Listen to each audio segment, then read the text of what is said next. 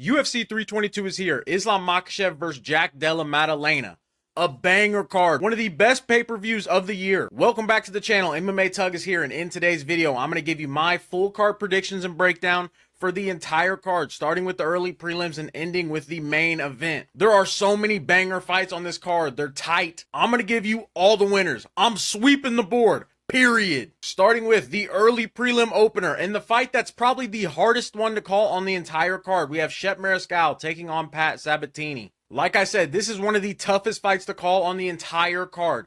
These two guys fought each other years ago, and Shep won by split decision. I think he gets it done again, man. Shep's a dog, and he's a tough guy to bully in the octagon, and that's how Pat Sabatini wins fights. He wants to take you down and bully you. You can't do that to Shep Mariscal. Give me the dog, Shep Mariscal, to win a very close 50-50 fight. Moving on, we have another banger. Malcolm Wellmaker taking on Cody Haddon. This is two of the best prospects in the entire division. I have to be honest, I'm a little worried for Malcolm Wellmaker, man. He's a star in the making, but this is a tough fight. Cody Haddon is a dog.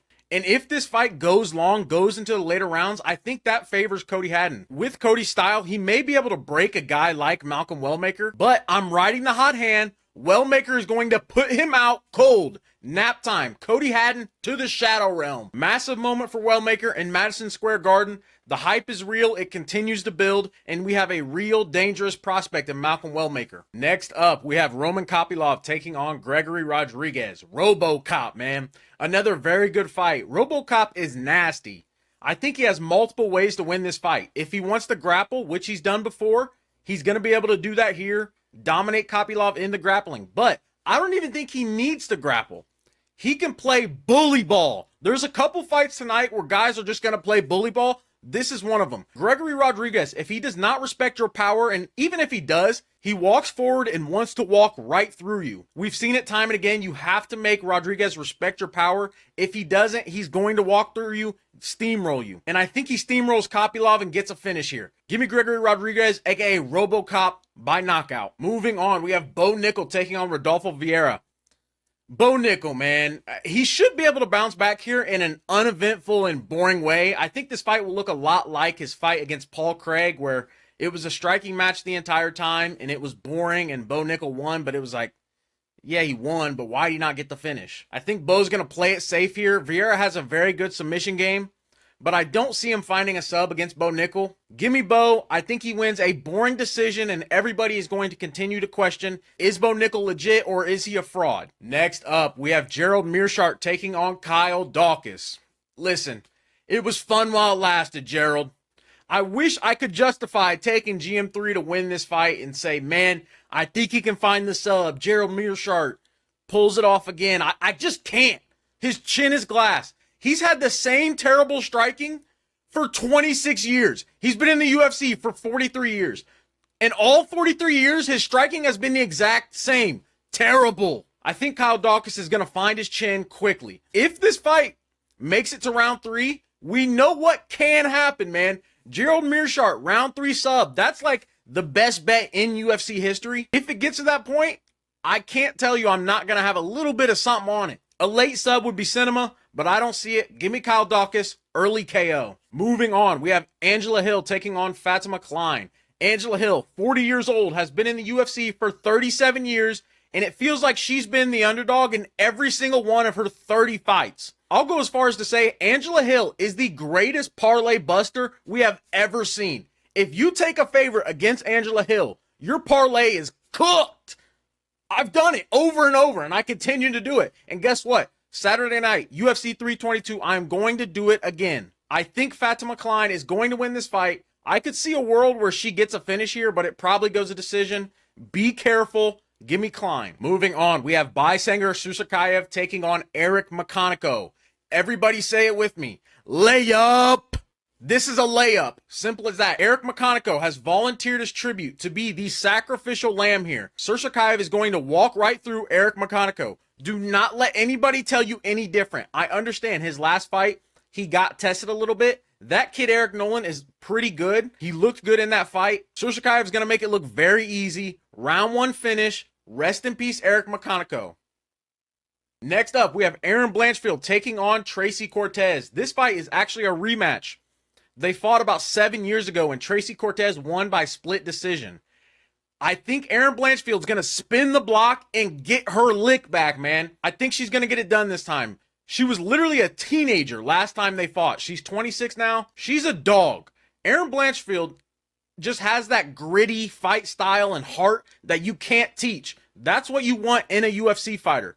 Give me Erin Blanchfield. She probably wins by decision. Now we are on to the main card. One of the best main cards, one of the best pay-per-views we've had all year. We're going to start with Sean Brady versus Michael Morales. This is potentially a #1 contender fight. There's a very real chance the winner of this fight will fight the winner of the main event, Islam Makhachev versus JDM.